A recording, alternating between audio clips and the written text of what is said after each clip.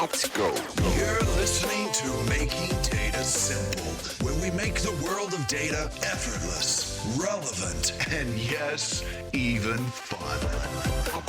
Hello, Making Data Simple listeners. If this is your first time, this is where we talk about data, we talk about trending technologies, business innovation, we talk about leadership.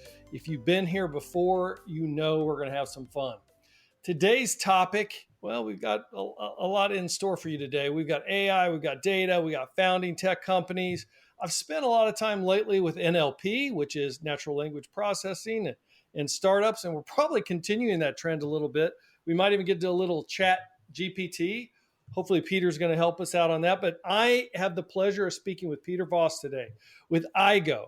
He is the founder, CEO, and chief scientist of Aigo, and he's joining us today. He coined the term artificial general intelligence. For the past 15 years, Voss and his team have been perfecting an industry-disruptive, highly intelligent, hyper-personalized chatbot with a brain. And I'm going to steal a little bit from his LinkedIn today. It talks about Peter as a serial entrepreneur, an engineer, an inventor, and a pioneer in artificial intelligence. And I have to say, Peter, I went out to LinkedIn today, and I look at a lot of LinkedIn profiles, and I have a lot of guests. On your LinkedIn, the one thing that stuck out was founder.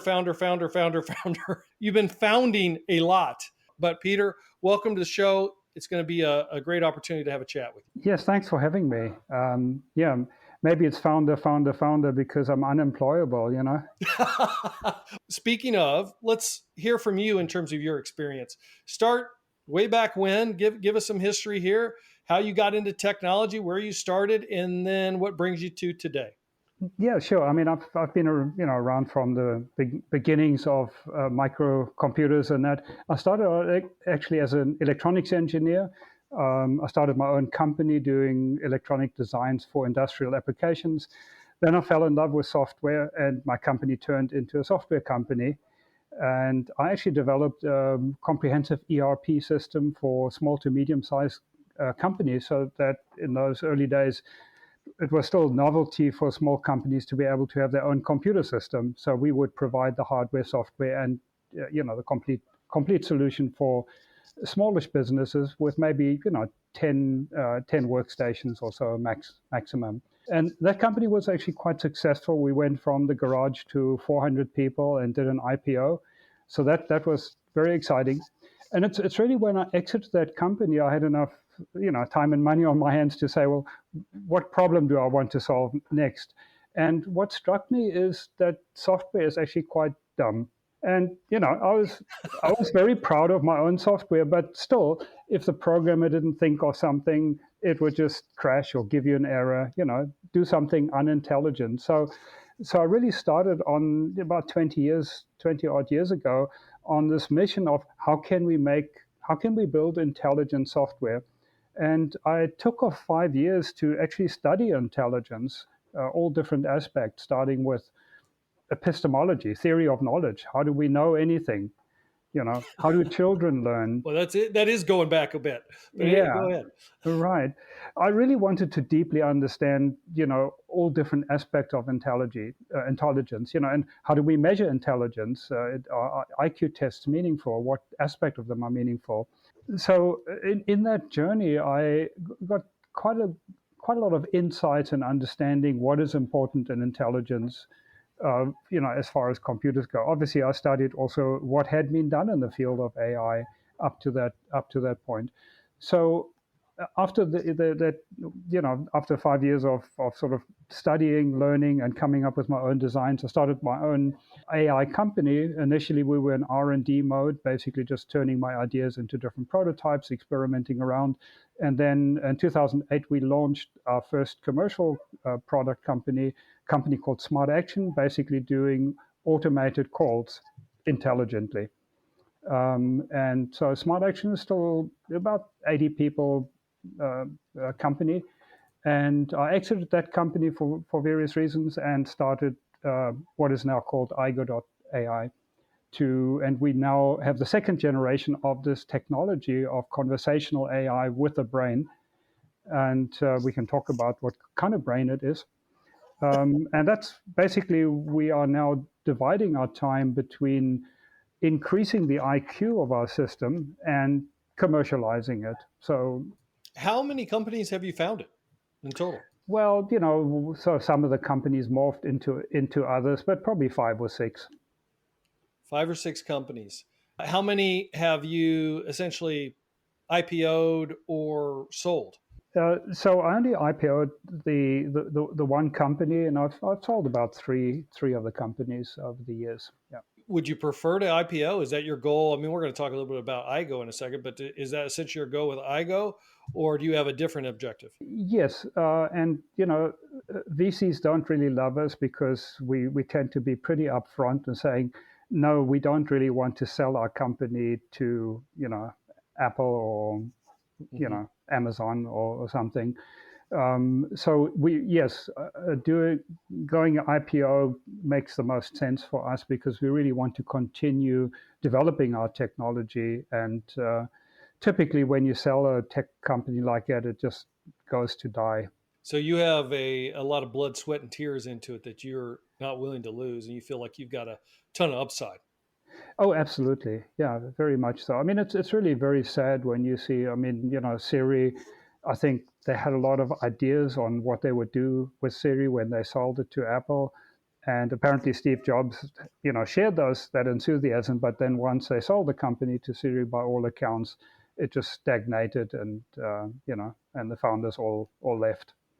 And you see that over and over again. Just for clarity, on the Smart Action Company, you said that was built around automation or automated calls. Could you say more? What do you mean by automated calls? Yeah, so IVR, interactive voice response. So it's when you call into a company, and most people hate it and they just press 0 because the conversational AI is basically just a simple flow chart that forces you into things. So in Smart Action, we basically have technology with a brain and what I mean by brain is that it has deeper understanding, it keeps context, it has short-term memory, it has long-term memory, it can reason. So you have a much better experience. So in Smart Action, we focused on voice interactions, and just to sort of complete that story, I ended up having investors that really weren't too interested in improving the technology because we're so far ahead of the competition anyway. So it was really more about building out infrastructure and sales and marketing and so on.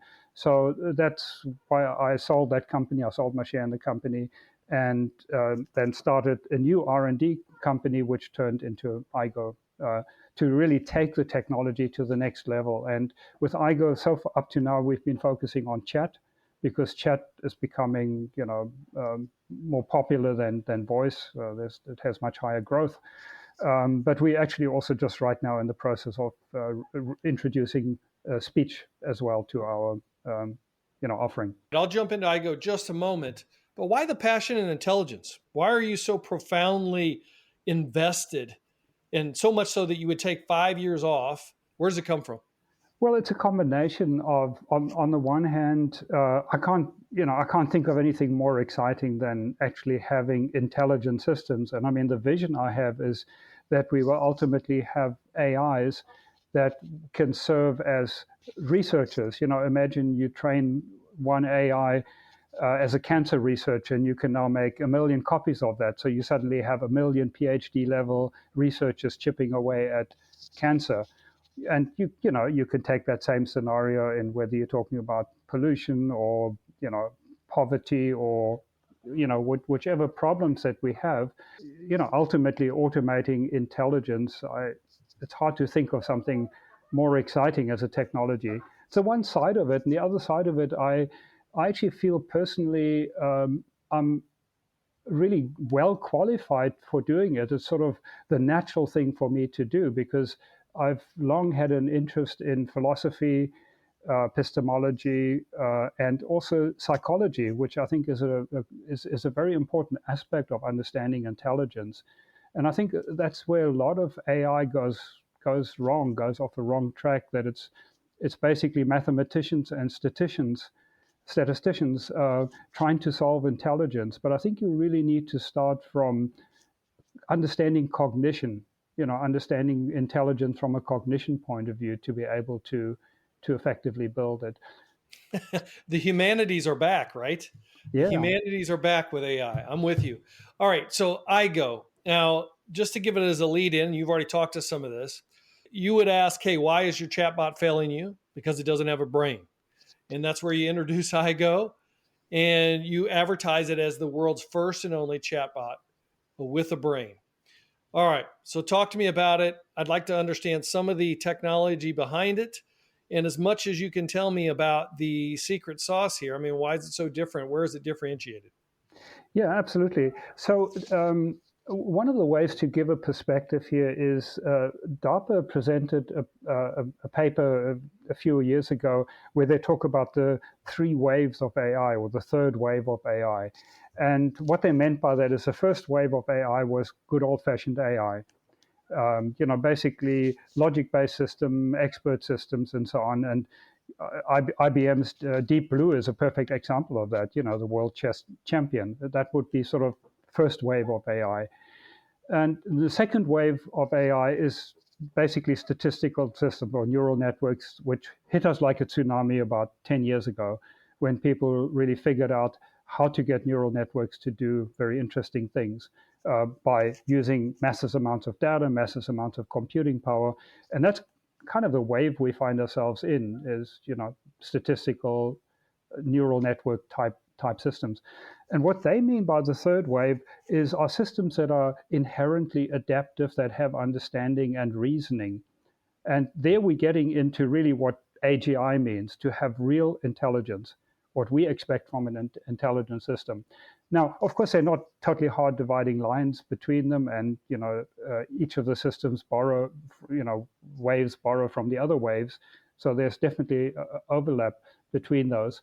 So, after my research ended, I came to the conclusion that what we need is a cognitive architecture, and that's essentially what the 3rd wave of AI is.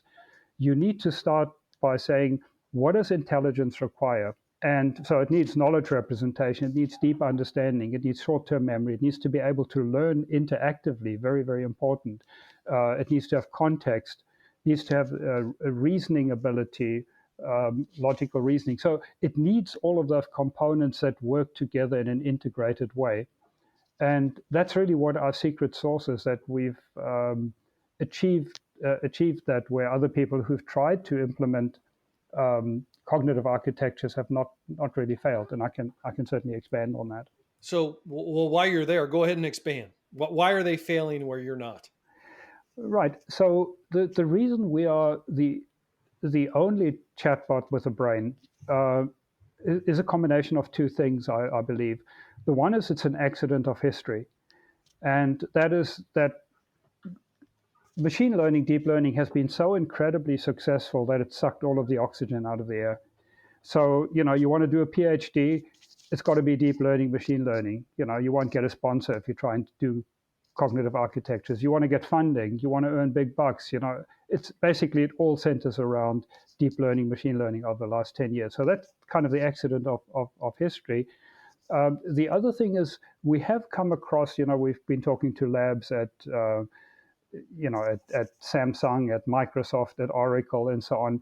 And, people have played around with cognitive architectures. In particular, they've tried to integrate knowledge graphs into their systems, into their conversational AI systems, because that's a key element that you really want. You want a robust knowledge graph that is not opaque. That's not like a deep learning system. So you want a knowledge graph, but it needs to be an integral part of your conversational setup. And what like good engineers, what they do is they basically have a very modular system. They say, okay, we need a parser. What's the best parser? Maybe a few years ago it was the Stanford parser. So we'll use the Stanford parser. We need a reasoning engine. They'll use some reasoning engine. We'll need a knowledge graph. They use some kind of graph database, and they plug these things together. The problem is you have such poor performance. These systems don't talk to each other well. They're not integrated. So our secret sauce, obviously it's not that secret anymore, seeing I'm going to talk about it, But our secret sauce is that we've developed a knowledge graph technology that is 2 orders of magnitude faster than any commercially available graph database. And we've developed all of the components ourselves from the ground up, the parsing, the reasoning engine, and so on. And they're all deeply, highly integrated. So as you're parsing a sentence, it has full access to the knowledge graph. It has access to the reasoning engine, and these components all can interact very rapidly to basically get the right intent. It utilizes short-term memory, context, and can also learn on the fly, basically, because of these highly integrated components. And that's basically, the secret sauce that we have. And I don't mind talking about it because, I'd love to see truly intelligent systems come about. I prefer us being the company that dominates the field. But I'd like to really see truly intelligent systems being available to help us solve the problems that we have. But secondly, it's really, really hard to get this to work properly. And, there's just a lot of knowledge that we've gained over the last 15 years on how to actually get this to work. Yeah, look, I think in these situations, you've not given anything away because you have to do the work to get to the point where you're at. It's taunting, if anything else. Is it built off of NLP, and are you using or leveraging GPT? Like we've had some major releases of ChatGPT, et cetera. And I think everybody is getting on the podcast. The last 2, I think, maybe 3, have been around ChatGPT or GPT in general and using natural language processing technology. No, we don't use any of that technology, and we found whenever we've tried to use it, it just gets in the way. I actually just a week ago, when ChatGPT came out, I wrote an article of why ChatGPT is not suitable for commercial applications, or at least commercial conversational AI like chat. And there are a whole lot of reasons for that, but the primary reason is you can't rely on its responses, and it makes up stuff. And if you're an enterprise, what your chatbot says to your customer has to be signed off by legal. It has to be signed off by marketing. It has to be signed off by customer experience. Now, you could obviously have a web search or something, but then it's not a conversation you're having. It's just search, it's a search engine on steroids, basically, that you can use. But as long as GPT can make up stuff. The other reason is, and I'll say I have about 6 points in it's a short article that I have. The other thing is it needs to be deeply integrated with your APIs.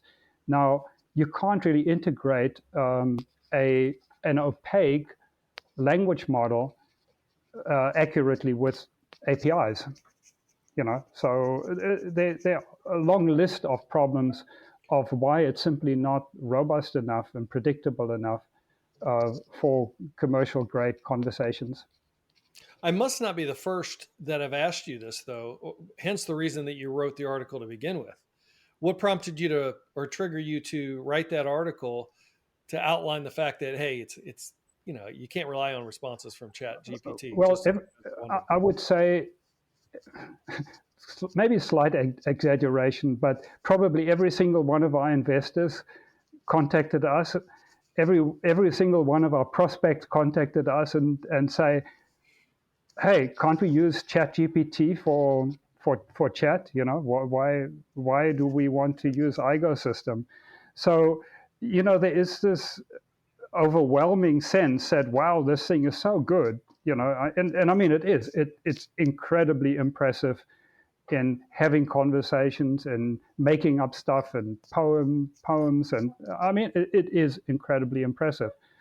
So people jump to the conclusion that it can somehow handle industrial grade conversations, that it can replace call center agents. And, that's kind of an obvious conclusion that people jump to. So we had to address it. So I thought, well, I may as well just write it down of why exactly it's not going to fly. By the way, is that on your website? Because I'd like to take a look. Yes, it is. Yeah, it's linked on our website. Aigo.ai. I'll Yeah, include that in the show. Aigo.ai. Yeah, it's under resources. I also have quite a number, probably 36 articles on medium.com. They're also linked from our website about Right. AGI and AI and intelligence and Google Duplex when it came out. People said it passes the Turing test, and now a few years later nobody's heard of Google Duplex anymore. So I I get it. So let me catch the audience up, or I gotta catch myself up. So we've talked about three ways of AI. You start out with logic-based systems, statistical systems is next, and then you go into inherently adaptive and with understanding and reasoning, mhm. and really get into cognitive architecture. And your case is like a lot of others are failing at it because they're more interested in the ML pieces. That's like to your example, that's how you get to a doctorate. You go through the ML path or whatnot. But what you really need is an investment and concerted focus on cognitive architectures, around a parser, reasoning engine, et cetera, and on down. And it's just not happening today outside of your company. Yeah, pretty much. That's pretty much right. I mean, it really is that machine learning, deep learning, and now with ChatGPT and GPT in general, it really is sucking all the oxygen out of the air. I mean, for anybody to believe that you need to take a fundamentally different approach, it's just a very hard pill to swallow. And if you don't have a background from cognitive psychology or cognitive science, to really, your starting point is, what does intelligence require? And can we get this from a statistical model? You really don't have an argument. You don't have a conversation. So, yeah, I think I think you summarize it the way I But feel in the about it. overall architecture, cognitive architecture, Mhm. if you will, you got to have machine learning, you have statistics and their parsing, your reasoning engine, etc. I think the way we drive that home is particularly as it relates to a chatbot with a brain. Mhm. Give me like a workflow, a use case, and kind of tie that into the technology, if you would. Like customer is calling in maybe to a call center, maybe that's where you start wherever you want, but think of me as your investor, the guy that comes in and say, hey, why not chatbot GPT? Right. Anyway. Yeah, absolutely. And so a use case, I mean, let's take one of our great customers is 1-800-Flowers, a group of companies. They actually 12 different companies. And they're utilizing our system, basically automating all sorts of customer calls. Now, I'll give that as an example, but equally our brain could be applied, our technology could be applied really in any industry. It's quite industry agnostic. So it can be used for internal support, but it can also be used as a personal assistant. For example, talking to a company for diabetes management, having a personal assistant that can help people manage their diabetes. Because the system is hyper-personalized and can be personalized to each individual user automatically as it interacts and learns from the person and learns accurately, what they're about. It can be applied to any of those. But let me go back to 1-800-Flowers and talk through the implementation and kind of what some of the requirements are. So you have customer support, you have order placing, and you want that hyper personalized. When 1-800-Flowers came to us, they said, we've been wanting to offer a service, a concierge type service that knows the customer as well as we knew our customers when we were one store 40 years ago when we started, or however many years ago it was. So with Aigo, with a cognitive architecture like that, you, on the one hand, have all of the business rules that the company has. What can you sell to whom, when, all the various constraints, business rules that you have, and what can you change, what can't you change, and so on.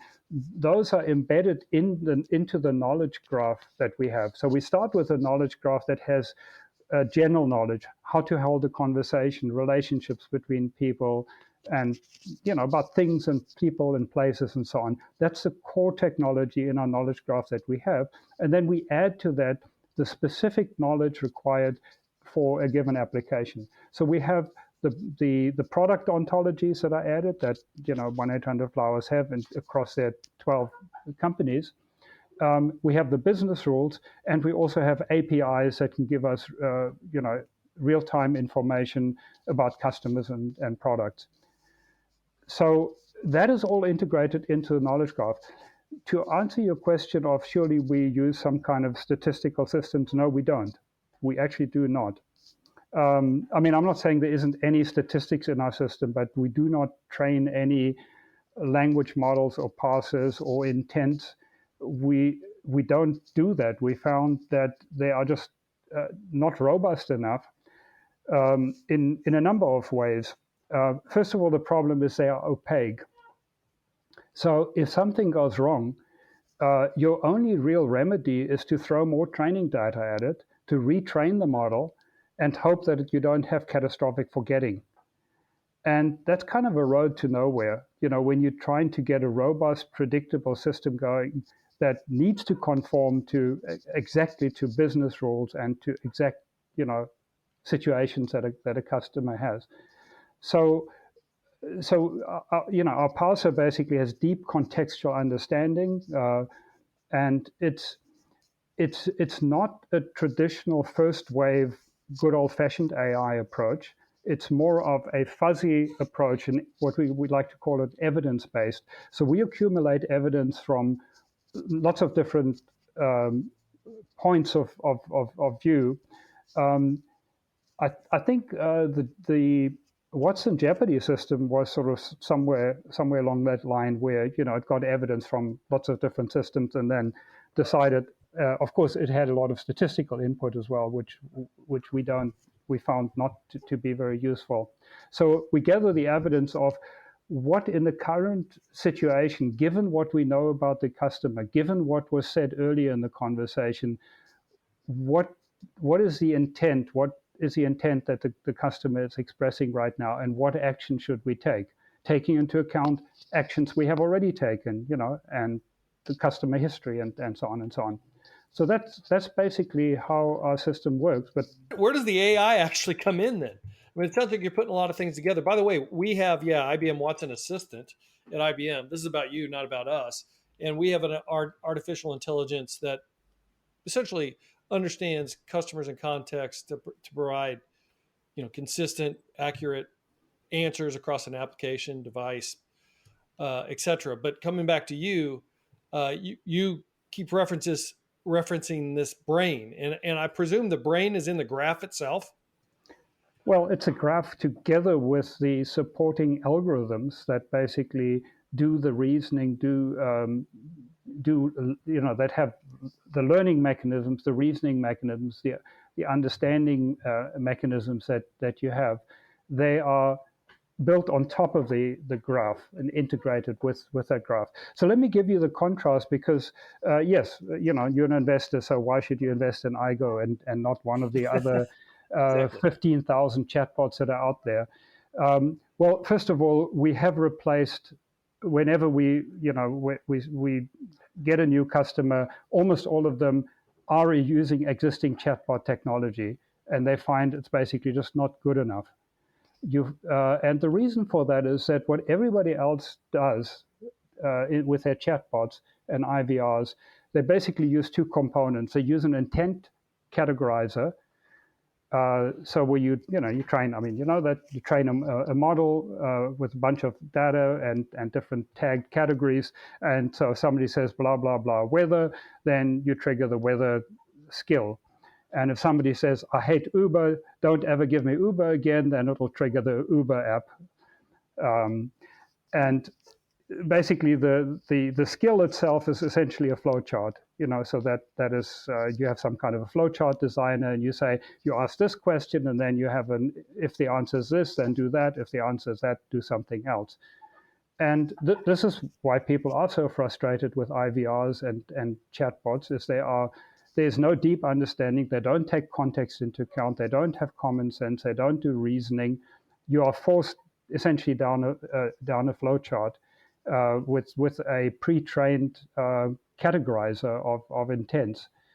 And that's basically our competition. And as I say, people are very frustrated with those. And this is why Alexa is essentially being shut down after they spent many tens of billions of dollars. This year they're going to lose $10 billion, and they're cutting Alexa because people aren't using Alexa, because beyond asking for a song and a timer and a few tricks, basically it's not the kind of conversation and relationship that you would hope that an assistant would get. And Siri is sort of in the same mode. It's one-shot commands that you give that it hopefully understands, or the system trains you how to say it, that it will do whatever you want it to do. But there is no reasoning, there is no learning, there's no context. What will Aigo solve for me? And I guess, just putting you on the spot, what will it not solve today then? I mean, where does it sit? What will you get? What won't you get? Yeah, I mean, if I talk about commercial conversational AI, chatbots for a company like Flowers or a bank or a Comcast or whatever. So traditional chat technology, if I had to put on a scale of 100, I mean, not really IQ, but scale of 100, and conventional chat technology gets you to 15, we're at 35. We're still a long way from human level understanding. There is just such an enormous amount of common sense knowledge that we have as humans, just growing up in the real world, that is very hard to accumulate that knowledge and to have it in the knowledge graph in a useful way, and to be able to do reasoning about that. I mean, we just know about relationships, about people, the different events that they have, how things work in the world, and so on. And that is missing. There's and that's one of the reasons why we tackle one domain at a time. So within a 1-800-Flowers, we can teach it about the context of what's involved with those kind of events, that kind of purchase, to a fairly good extent. But you go outside of that and you want to talk about, ball games or celebrities or politics or something, it's going to be completely lost. But by definition, then, you're saying you're 2 times better than Siri. You said you're 35, Siri is a 15. It's a different market. So if you say, from a cognitive architecture, absolutely, yeah. I mean, if you wanted to put Siri in a call center, it wouldn't work. So we're talking about, essentially the benchmark there would be replacing agents in a call center. And we can't compete with Alexa or Siri on their terms. They spend literally tens of billions, or 100 billion by now, on all the interfaces they have, training all of these hundreds of different intents. But the interfaces and all of the specialized programming has gone in to give you scores and music and whatnot. I mean, we can't compete with that. That just takes a lot of money to do, just even to negotiate getting access to that data and getting access to those interfaces. So we clearly cannot compete with that without throwing a lot of money at it. But it's the fundamental architecture, the fundamental ability to learn on the fly, to use context, to reason, to have deep understanding. This is where other conversational AI falls down. They don't have that brain. I would like to have a debate, but we won't today, on what IBM has in terms of Watson customer care, Watson Assistant. Mm-hmm. But let me ask you this: who are your customers? What customers are you targeting? You mentioned it early: enterprise customers, big customers, small customers. We at this stage of a development, our focus is on large enterprise customers, such as banks and other financial institution, medical. It's just very hard to get traction in medical. It just takes forever to get anything done. But those are the kind of applications we're targeting right now. It's purely a business decision of it makes sense for us to be working with enterprise rather than individuals. My ultimate goal and my passion is really something what we call the personal assistant. And it really should be called the personal assistant, but that gets a little bit long. So why I say it's three different meanings of personal. So you ultimately want this personal assistant that you own. So it's personal in the sense it's yours, and it serves your agenda, not some mega corporation's agenda. I mean, right now, if you use Alexa, it's not going to tell you what the specials are at Walmart, and Siri isn't going to tell you about the latest Samsung phone. So you ultimately want a personal assistant that you own, serves your agenda. It's the one personal. The second personal is hyper-personalized to you. It learns your preferences, your history, your desires, your goals, what you're doing, like having a very effective personal secretary that would be there. And the third personal is the issue of privacy, that certain things are personal to you, private to you, and you want to decide what you share with whom. So that is ultimately our goal of being able to provide this personal assistant to individuals. What does an engagement look like? Say we have a listener out there that says, hey, I got to talk to Peter, and I got to talk to Aigo. I got a potential use case. What does that engagement look like? How long does it take from inception, that initial call, till you've got something? I'm sure it depends on the use case, of course, but on average, you got something in production. Yeah. So we, obviously working with large enterprise companies, everything takes forever. But leaving that aside, we actually had a customer come to us who developed their own chatbot over many years, and they actually offer this chatbot to other large enterprises for support, for internal support. And they have a very good business, but they hit the wall basically with first and second wave technology. And in fact, he listened to one of the podcasts I did, and they contacted us and said, I think we need this kind of technology to take us to the next level. So he sent us a large set of sentences that they struggle with. And we basically, over 3 days, set up a system to recognize them using existing brain technology.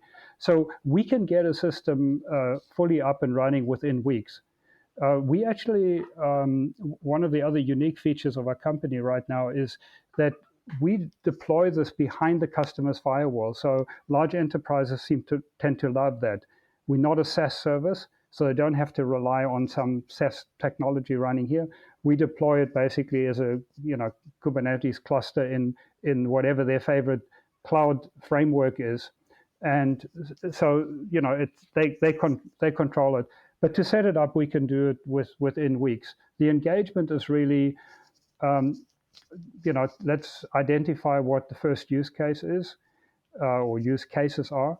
And typically we ask for sample conversations that they're currently having, either by phone or by chat, and training material that their agents use.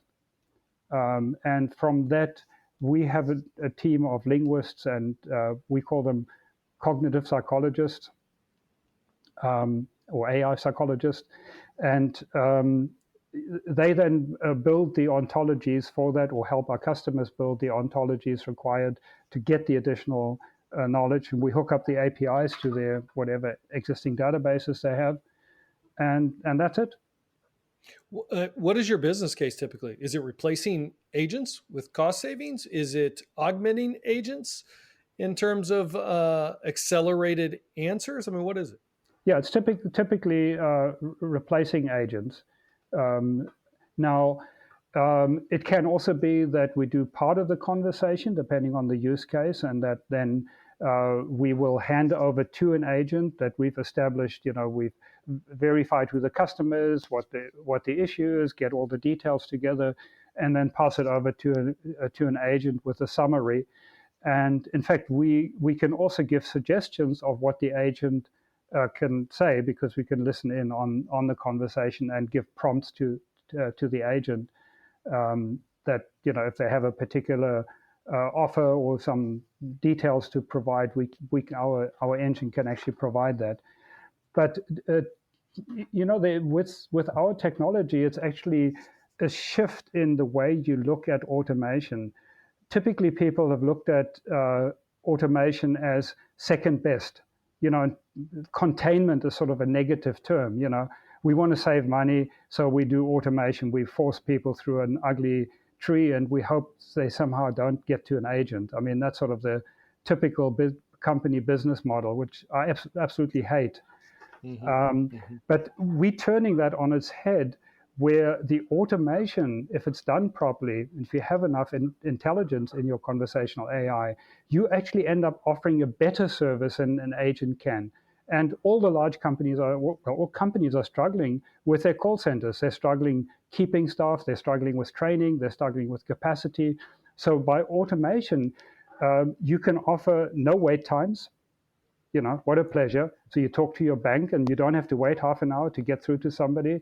You don't have to repeat your story because it will remember. Or imagine having a call with your cable provider and your Wi-Fi isn't working. So suggestion might be to reboot the system or to relocate your receiver or whatever. Okay, you hang up, you do that, you reboot the system, you call back. Aigo will remember you. It'll remember the conversation exactly that you had. It won't ask you again, have you tried rebooting your system? It will say, did that work? Or did you move it in the kitchen? Is it working better? So it's like talking to the same agent that you spoke to before, yesterday or last week or last year, and he remembers you exactly. So that's actually a better service than any human can offer. That's good. Good. Where can folks reach you, Peter and Aigo? Just Peter at Aigo.ai or through our website.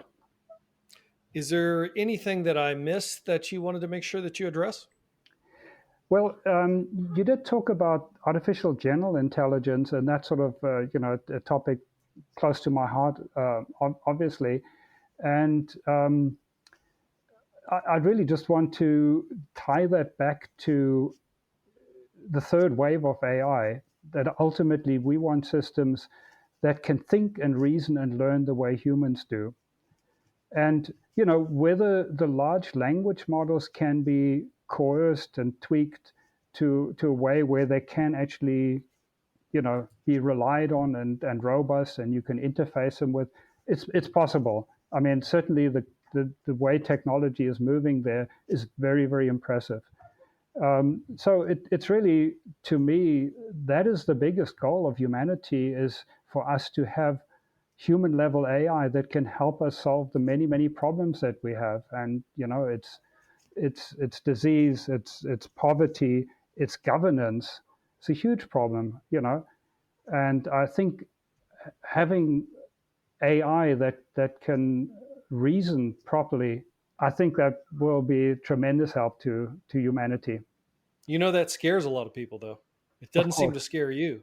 Well, I think if I look around at the news and that, I think humans making decisions without AI is more scary to me. I think we need AI to save ourselves from ourselves. You don't think the Terminator is going to take over, though, huh? No, that just makes for a good movie. I think, and I've written about that as well, and I've obviously thought a lot about AI safety and so on.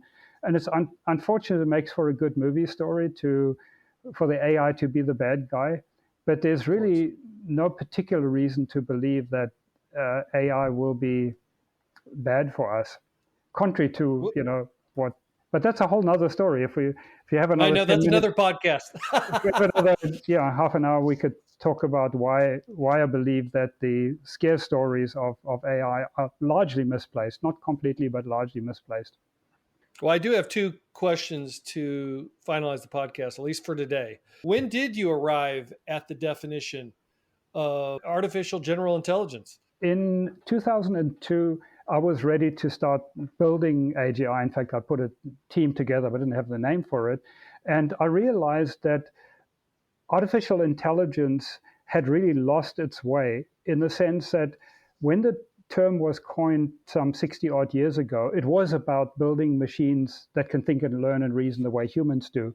But that turned out to be a really, really hard problem. So what happened with AI over the decades, it really became narrow AI, where you're basically solving one problem at a time. It's container optimization, or it's playing chess, or it's, whatever it might be, some medical diagnosis. And it's really the external intelligence, it's the intelligence of the programmer, of the data scientist, that solves the problem by writing the algorithm and tweaking the algorithms a certain way. So I got together with some other people who'd come to the same conclusion, that we thought the time was ripe to revisit the original dream of AI, to build thinking machines. And we actually wrote a book. We decided to write a book together. We each contribute a chapter. And three of us got together to come up with a title for the book. It was Ben Goertzel, Shane Legg, and myself. And we tossed around various ideas, and basically we decided on artificial general intelligence, where G is also the symbol for intelligence and intelligence test, or cognitive psychology. And that kind of fit in quite well. So that's how we came up with the term. Actually, for the last 10 years or so, there's an annual AGI conference still organized by, the sort of initial people who came up with the term. Well, thank you so much, Peter. I love your passion. I love your passion around these concepts. And I have to tell you, it comes through. I can tell you're doing it because you love it, not because you have to or anything from that nature. And you're doing it for the greater good. You've mentioned it a few times. Hey, last question that I like to ask to add some levity to everything, particularly as we're heading into holiday season, which I wish you a happy holiday. And that is, what do you do for fun? I'm very much into life extension. So, I've been on calorie restriction diet for the last 20 years to try and live as healthy and as long as I can. And so, also power walk and hike and so on. And then I ride motorcycles. Talking about levity. Life also has to be worth living. So, I love fast motorcycles, and I have a bunch of them. What kind of motorcycles are we talking here? Well, the fastest one I have is a S1000RR BMW, and that does about 185 miles an hour. And how often do you do 185 miles an hour on that? I only do that on the track. On the freeways, I try and restrain myself to like 150 or so. No. Yeah, of course. And then I have a nostalgia bike that's 48 years old, an old BMW R90S. I actually just got that one. Sounds like you're a BMW guy. Yeah, I am. I've had probably about 20 of them. At one stage when I was, like late teens, I actually would buy them and fix them up and sell them. And that's how I actually made money to start my first company, is by fixing motorbikes. Very good. See, it all comes back together. And you got to tell me, you can't just leave me on a calorie restrictive diet. What does that look like? It's just, eating fewer calories than the average American diet is, and it's just a lifestyle thing. You basically have to learn that somebody puts a full plate in front of you, like restaurants do. Then, when you're full, you push it away. And, that was kind of hard to learn because, I grew up saying you always finish your plate, Yeah, that's trouble, right? I'm a fast eater. So my mind doesn't catch up until afterwards. That's what my wife says. I got to slow down. Right. Maybe drink more while you're eating. One of the other tricks, I think one of the articles, I've got 2 or 3 articles on calorie restriction as well on the same website, is also to use smaller utensils. You use the smallest fork and spoon that you have. You eat a soup with a very small spoon, it slows down your eating. You also use small plates because then it looks like it's more. If you take a huge plate, you put X food on it, that doesn't look that impressive. So, there are a couple of these sort of psychological tricks that over time you kind of learn, that just to reduce the number of calories, higher more nutritional but lower calorie density food available to replace some of the, high density, low nutrition food. Well, thank you for being on. I appreciate it. Very interesting. Like I said, I appreciate your passion. We'll get this out in a couple of weeks, probably after Christmas. Folks, we're recording this before Christmas, but thank you for being here, Peter. Great. Well, thanks for having me. And as you say, I'm still very passionate about this. Couldn't think of doing anything else. So thanks for having me. Terrific. It's been a pleasure. Listeners, I thank you as well. As always, hit us on almartintalksdata@gmail.com. Look forward to hearing from you. I hope everybody has a happy holidays. I guess by the time you hear this, it may be after Christmas. You never know. If it is, then Happy New Year. There's no limits on Happy New Year. So I'll see you on the other side. Thank you.